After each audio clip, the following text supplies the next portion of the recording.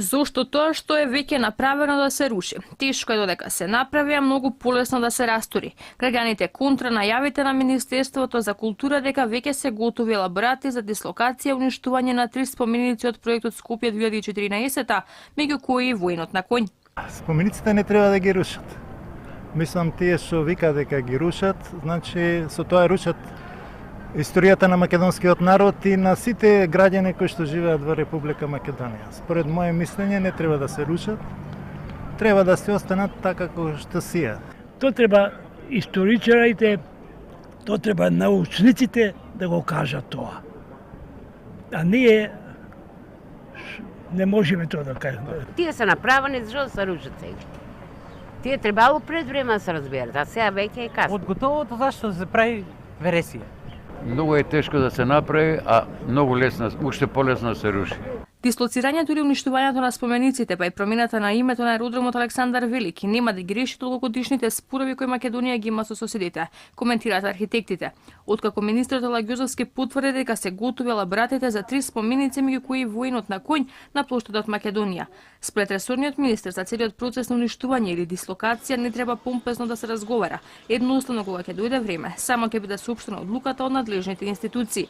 Архитектот Вангел Божиновски за Алфа прави анализа на процесот кој го најавува Министерството за култура околу спомениците. Вели недозволиво е Министерството да ангажира работни групи, а при тоа да не биде познат начинот на кој се правила селекцијата во изборот на експерти, но и на што се заснова анализата за изготвените елаборати.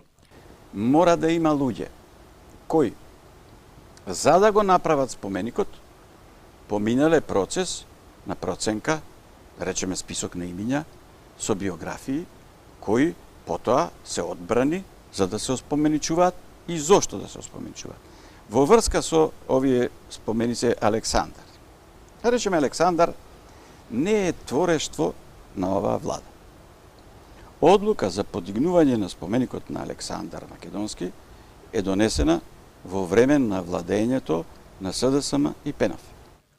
За уметникот Коле Манев, вината е во нас, бидејќи за клучни национални прашања кои задираат во историјата не сме единствени, а тоа го користат соседите па испорачуваат листа на барања.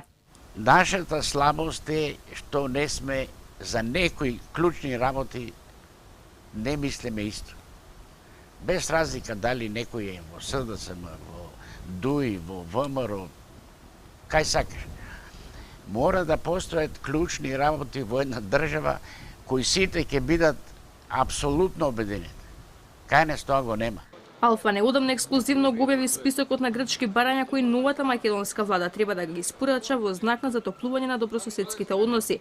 Токму спомениците беа едно од тие барања кои ги доставил нашиот јужен сосед, но предвидени се и казни доколку биде употребувано сонцето на Кутлеш. Во низата барања и промената на името на аеродромот Александар Велики, за кој веќе во јавноста кружат можни нови називи.